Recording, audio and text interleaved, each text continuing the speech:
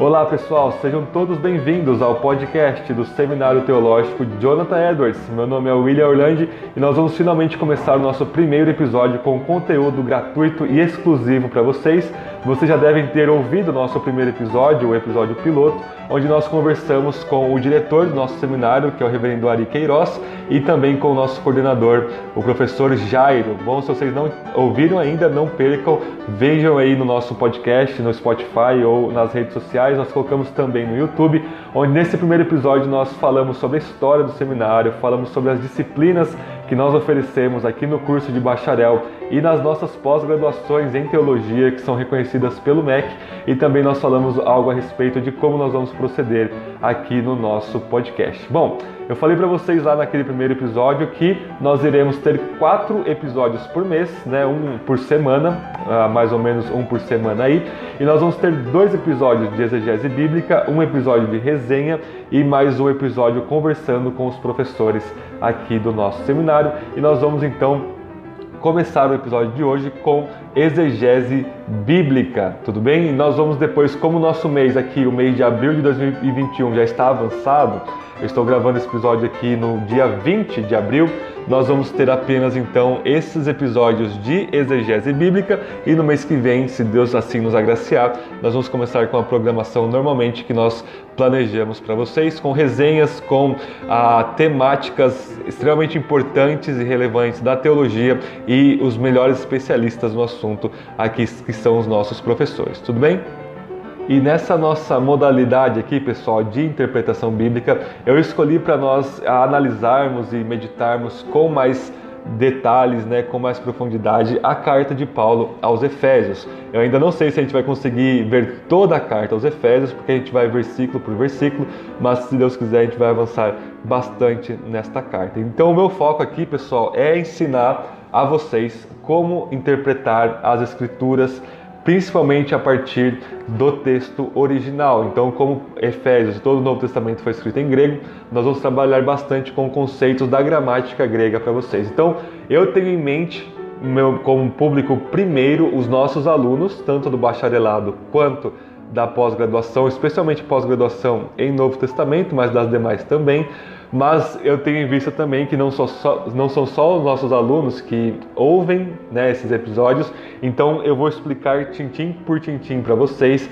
Cada termo da gramática eu vou explicar o que é para vocês, tanto da morfologia quanto da sintaxe, e ver qual é a relevância disso para nós. Então, não se preocupem se vocês não sabem grego, se vocês não têm um treinamento formal em exegese, né, que seria a interpretação bíblica, porque nós vamos explicar para vocês. Então, à medida que vocês vão ouvindo o nosso podcast, os nossos episódios de exegese bíblica, vocês vão fazendo anotações, porque vocês vão começar a ficar acostumados com os termos da gramática grega que tanto nos assustam, né, como se fosse uma coisa de outro mundo, mas a partir do momento que você começa a ouvir as aulas aqui ministradas a vocês, vocês já começam a perceber e a acostumar com os termos. Tudo bem? Então eu vou explicar para vocês. Se não entendeu, eu estou à disposição de vocês para explicar também. Se você estiver ouvindo pelo YouTube, deixe seus comentários, suas perguntas, que certamente nós vamos responder para vocês. Futuramente, no máximo no mês que vem, eu vou disponibilizar para vocês o e-mail do nosso podcast, né, que é exclusivo do nosso podcast, para vocês mandarem testemunhos, para vocês mandarem como o seminário tem abençoado vocês e também as suas perguntas, para que nós possamos respondê-las eventualmente em algum episódio. E além disso, pessoal, se vocês quiserem deixarem aí nos comentários, eu posso gravar um episódio exclusivamente falando sobre os melhores comentários da carta de Paulo aos Efésios, né, fazer um ranking aí dos comentários para iniciantes, né, os intermediários e os avançados, para que vocês possam começar a adquirir essa bibliografia sobre Efésios, se vocês quiserem se aprofundar. Bom, pessoal, meu foco não vai ser falar o contexto de Efésios para vocês, eu posso talvez futuramente gravar sobre isso, mas o foco aqui da exegese bíblica é exclusivamente a análise linguística do texto, ok? É uma análise, se vocês tomarem somente ela será reducionista, portanto não é meu propósito que vocês fiquem apenas nessa análise linguística, porque nós temos também análise histórica, análise teológica, né, aplicação, como esse texto foi recebido ao longo da história da igreja, mas como não dá para falar tudo, na verdade, eu resolvi fazer um foco aqui exclusivamente na linguística, né, na análise linguística do texto, exatamente para começar a ensinar vocês os termos, né, da análise gramatical aqui e para que vocês comecem a entender melhor o texto inspirado por Deus, né, entregue ao apóstolo Paulo nesta carta aos Efésios. Então, nós não vamos ter uma introdução aos Efésios.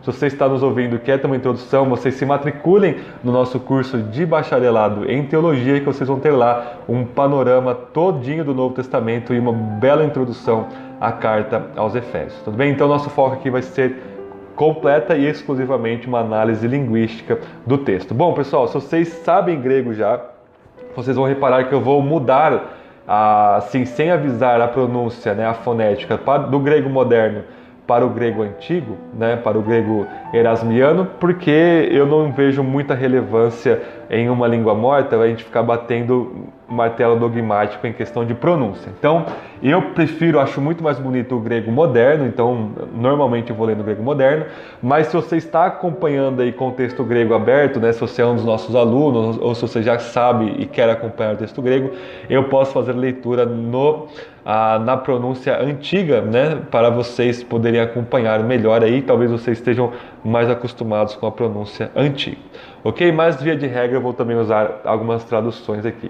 Então, bora lá, bora começar uma análise mais aprofundada da carta de Paulo aos Efésios e neste episódio nós vamos ver apenas o versículo 1.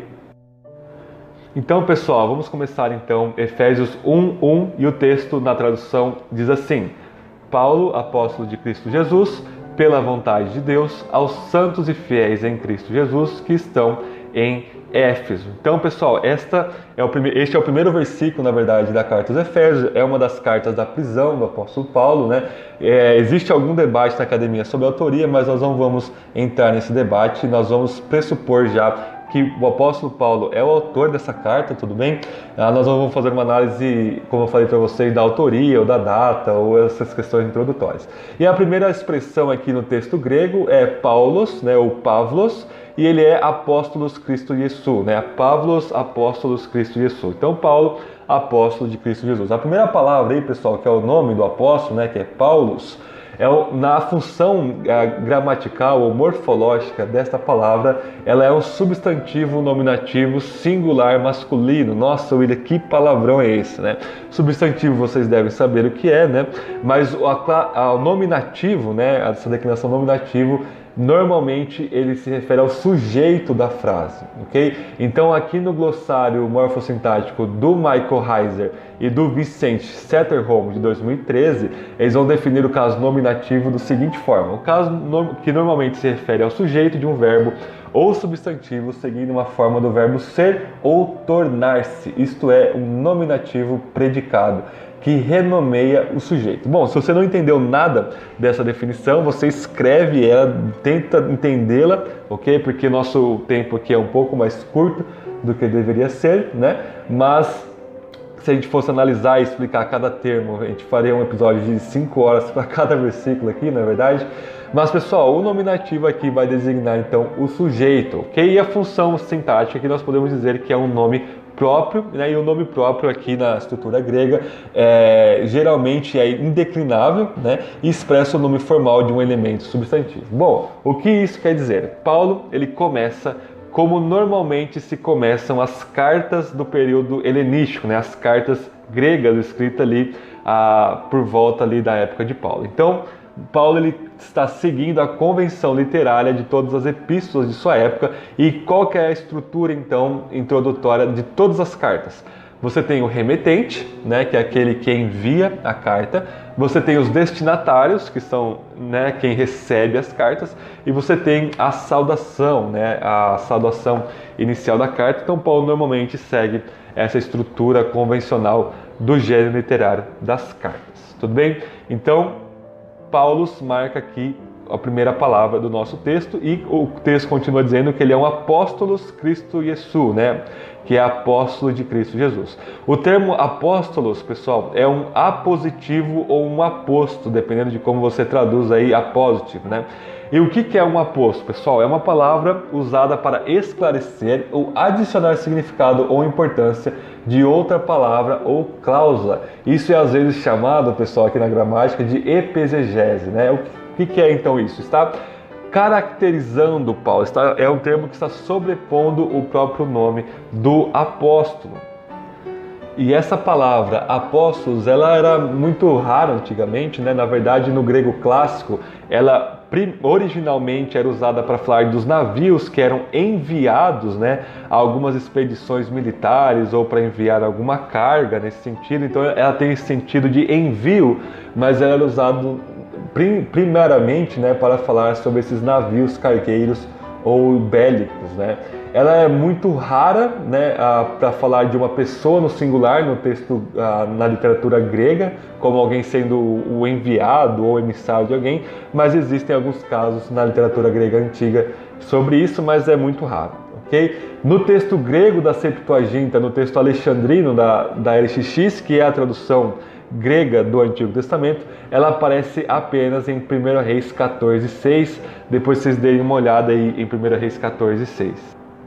E apóstolo, ele tem esse sentido então daquele que é enviado, né? Daquele que é o mensageiro, alguém autorizado a falar a mensagem então do rei, né? Alguém enviado. E no Novo Testamento é usado no lato sensu e no stricto sensu. O que é isso? No lato sensu, no sentido mais amplo, nós temos então que todo aquele que é enviado a pregar o evangelho é um apóstolo, sem ser um sentido técnico, apenas o sentido da palavra mesmo, alguém que é enviado. Mas nós temos então um sentido técnico, um sentido mais estrito, que é para falar sobre os 12 apóstolos, com o acréscimo aí do apóstolo Paulo, representando a missão aos gentios. Então é um termo autoritativo aqui, ele é um apóstolo, ele é alguém que tem autoridade delegada pelo próprio Cristo para falar, né, a palavra de Deus aqui, para proclamar o evangelho e para corrigir, principalmente para corrigir em suas cartas as igrejas que precisam de correção, e aqui aos Efésios não é diferente. E o próximo termo do nosso texto acaba acrescentando isso, né, que é de quem que ele é apóstolo, né? Ele é apóstolos Cristo Jesus, né? Ele é apóstolo de Jesus Cristo. Lembrem-se sempre que Cristo não é sobrenome, né? É Jesus o Messias, a designação messiânica totalmente ligada ao Antigo Testamento, né? Jesus como o profeta, sumo sacerdote e rei dos reis, né? Então ele é apóstolo de Jesus Cristo. Esse de que está suprimido aí no texto grego, porque o texto grego ele já coloca essa marcação no final da palavra, ele tem um duplo sentido aqui. Ele se refere tanto a pertencimento, então Paulo como apóstolo, ele pertence a Jesus Cristo, mas também se refere a uma autorização, como eu falei para vocês. Então Paulo como apóstolo, ele está autorizado como mensageiro pelo próprio Senhor Jesus Cristo. Então Cristo Jesus aqui, ele tem essa função tanto de aquele a quem Paulo pertence, como aquele a quem autoriza Paulo a escrever com autoridade aquilo que ele está prestes a escrever.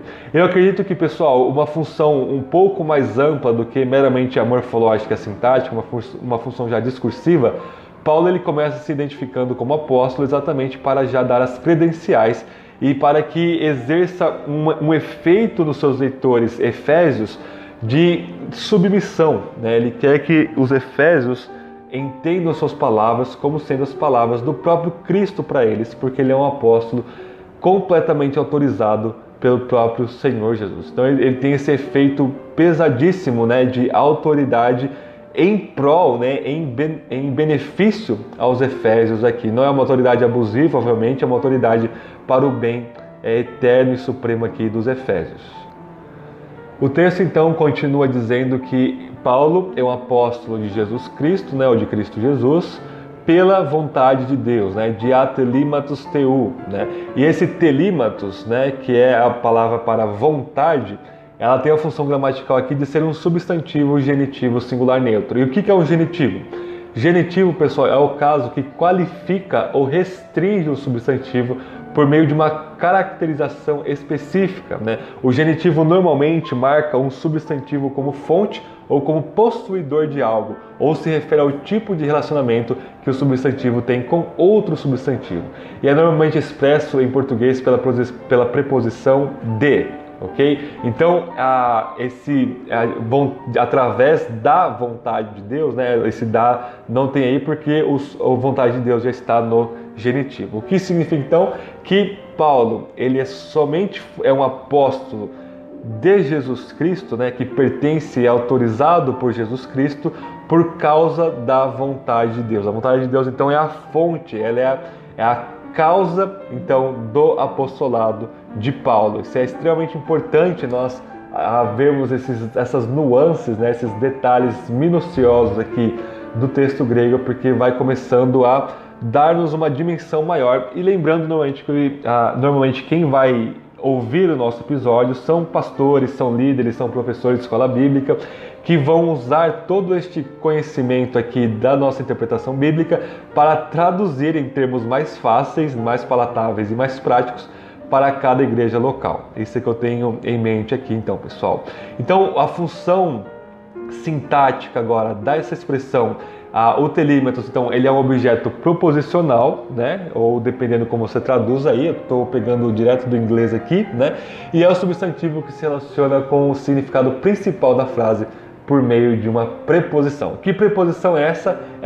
É a preposição de a, né? De a telímetros teo, através da vontade de Deus. E de a é uma preposição de significado, pessoal, aqui na gramática grega.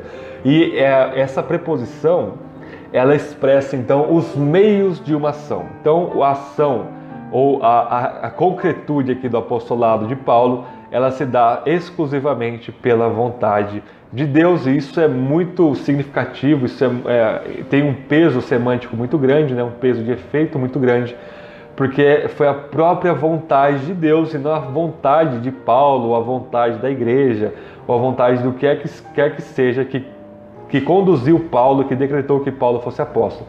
Foi a vontade do próprio Deus, ok? Então o texto continua dizendo agora, nós vamos entrar no remetente da carta, que são os Efésios, né?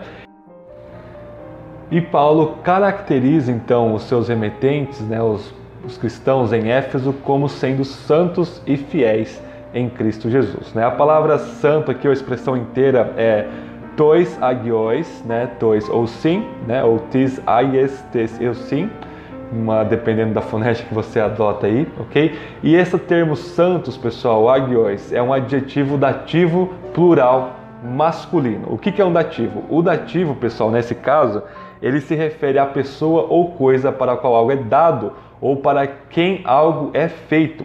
E tanto o termo santo quanto o termo fiéis, né, santos e fiéis, eles estão nesse caso dativo, né? Nós podemos chegar à conclusão, então, que a santidade e a fidelidade dos cristãos é um dativo. O que é isso? É uma dádiva, né? É algo dado por Deus, é algo, como diz a gramática aqui, né? É algo por quem algo é feito. Então, Deus que fez, né? Que causou, então, tanto a nossa santidade quanto a nossa fidelidade. E ou a função sintática dele, ele é um adjetivo substantivo, ou seja, ele funciona em qualquer das modalidades aí do substantivo. Tudo bem?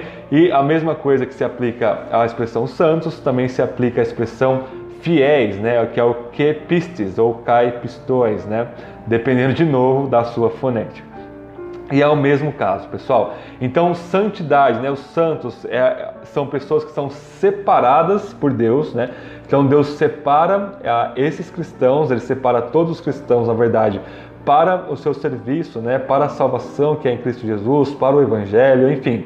Existem várias caracterizações aí da santidade no Novo Testamento, mas o fato é que todos os cristãos em Éfeso, e não esses dois termos vêm do Antigo Testamento também, né? Israel é caracterizado como sendo santos, né? Separados por Deus, e agora não somente os judeus, mas também os gentios, que um dos grandes temas da carta aos Efésios é a unidade, né, da igreja dos judeus e gentios que creem em Cristo Jesus, e agora então todos os que exercem fé em Jesus, eles são considerados santos, né? Santos não é alguém que é ordenado pela igreja, né, que é canonizado pela igreja, alguém que exerce uma piedade absurdamente extraordinária. Não.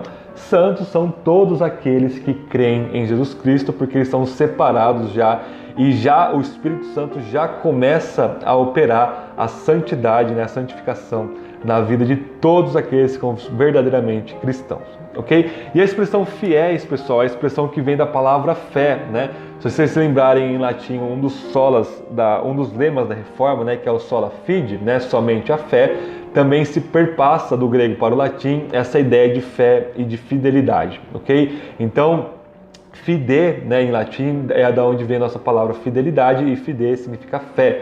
E a mesma coisa aqui no grego, né? Pistos também se refere àqueles que creem, né? Aos crentes. Então já é um pressuposto que todos aqueles que verdadeiramente creem em Jesus Cristo, eles são fiéis a Jesus Cristo, eles são obedientes ao nosso Senhor e Salvador Jesus. Então é basicamente essas duas caracterizações aqui que Paulo dá então aos seus remetentes, né? Eles são santos e eles são fiéis e eles estão em Cristo Jesus, né? Antes aparece a expressão em Éfeso e normalmente nas versões gregas atuais, como a NA28, por exemplo, já se encontra entre colchetes, porque em alguns manuscritos antigos não existe essa expressão em Éfeso. Portanto, existe um grande debate sobre a geografia, né, destinatária desta carta. Mas todos os manuscritos aparecem lá o título, né, para os Efésios, né, para os Efésios aí.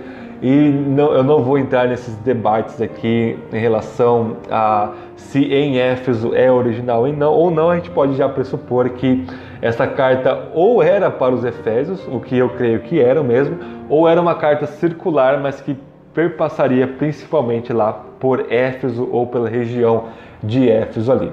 Tudo bem então, pessoal? Então, essas são as duas caracterizações belíssimas que Paulo já oferece, já descreve, na verdade, os seus destinatários. Então, a sequência da tradução aí coloca, né, aos santos e fiéis em Cristo Jesus que estão em Éfeso, mas a ordem do texto grego muda um pouco, mas é o mesmo significado. O texto termina, então, com a expressão em Cristo Jesus. Ou seja, nós só somos, repito aqui, né, reitero que nós só somos santos e fiéis se nós estamos unidos, né, pela fé, pela obra do Espírito, a Jesus Cristo, o nosso Senhor. Então vejam que a Jesus, né, a expressão Cristo Jesus, ela se repete aqui no primeiro versículo de Éfeso, né, mostrando já o foco cristológico, né, e cristocêntrico aqui desta carta e, na verdade, de toda a Bíblia, não é verdade?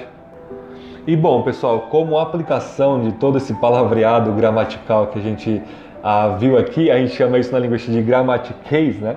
Mas a gente não pode perder o ponto do significado disso, né? Paulo é um apóstolo, então, autorizado por Cristo Jesus, diretamente pela vontade de Deus, né? Ele está escrevendo para pessoas que são santas e que são fiéis e que estão unidas a Jesus Cristo. Então, pessoal, não existem apóstolos hoje no sentido estrito do termo, tá bom? Isso deve ser algo muito claro, né? É um pressuposto, na verdade, né? Porque todo aquele que se arroga como apóstolo hoje, o que ele quer, na verdade, é usar e abusar de um poder e de uma autoridade sobre a sua congregação, né? Sobre os seus seguidores ali. Então, eles não podem falar que eles são apóstolos de atelimatos teu, né? Eles são apóstolos pela vontade de Deus. Eles estão sendo, na verdade, pela sua própria vontade de exercer poder ali exacerbado e para que a sua igreja o obedeça de forma cega, né? Na verdade. Porque eles sabem que o termo apóstolo ele carrega, então, essa autoridade direta, né? Exclusiva, que vem de Jesus Cristo e vem da vontade de Deus. Então isso se restringe, obviamente, aos 12, Matias substituindo Iscariotes e com o acréscimo do apóstolo Paulo aí, como sendo, eu acredito, né, isso é algo pessoal meu, não é algo dogmático, mas como um acréscimo, uma forma simbólica de se acrescentar a missão aos gentios ali. Obviamente existem outras pessoas designadas como apóstolos no Novo Testamento, mas é simplesmente no sentido lato, no sentido de que eles são mensageiros enviados a pregar o Evangelho, né? Nesse sentido, no sentido lato, né, todos nós somos apóstolos, né, somos enviados por Cristo Jesus. O próprio Jesus é chamado lá em Hebreus de o apóstolo, né, da nossa fé, porque ele foi enviado pelo Pai. E assim como o Espírito também foi apostolado, né, ele foi enviado pelo Pai e pelo Filho, né, toda a igreja ela é enviada ao mundo. Então esse sentido lato é muito tranquilo, mas o sentido estrito, então ele se restringe aos 12 mais o apóstolo Paulo, porque é algo que vai revestir então a pessoa de uma autoridade inerrante aqui. Paulo está escrevendo de forma inerrante, de forma autoritativa, e a igreja então ela deve submissão a cada palavra de Paulo aqui, porque são palavras de Cristo inspiradas pelo Espírito aqui ao apóstolo Paulo. E mais uma aplicação: se nós estamos em Cristo, se nós somos realmente salvos, se nós estamos realmente unidos e ligados ao nosso Senhor e Salvador Jesus, né, nós seremos santos e fiéis. Isso é algo inevitável, isso é uma causa-consequência, né, causa e efeito aí inevitável, né, inexorável aí, que Paulo está trazendo para nós, né? E nós estamos localizados neste mundo, né? O pessoal é santo e fiel em Cristo, estão em Éfeso, né? É muito importante isso. Nós estamos neste mundo, nós estamos em São Paulo, ou em qualquer outro lugar aí deste mundo, ou seja, nós estamos em igrejas locais, né? O termo aqui, né, em Éfeso, né, já pode dizer que está na igreja em Éfeso. Então, se você está em Cristo, você está em alguma igreja local e você está servindo então em santidade e em fidelidade ao nosso Senhor. Então é isso aí, pessoal. Se qualquer dúvida vocês podem me mandar, eu sou acessível nas redes sociais. E no próximo episódio nós vamos adentrar então ao versículo 2, que o apóstolo Paulo então vai dar as saudações então aos Efésios, né? Ele vai dizer: graça a vós outros e paz da parte de Deus nosso Pai e do Senhor Jesus Cristo. Nós vamos destrinchar então o que significa essa graça, essa paz que vem então do nosso Deus e Pai e do nosso Senhor Jesus Cristo. Não esqueçam de compartilhar o nosso conteúdo, se você está nos ouvindo pelo YouTube também, deixe o seu like, não deixem de compartilhar e também de nos mandar mensagens, de deixar seus comentários aí embaixo. E Deus abençoe vocês, pessoal. Até o nosso próximo episódio.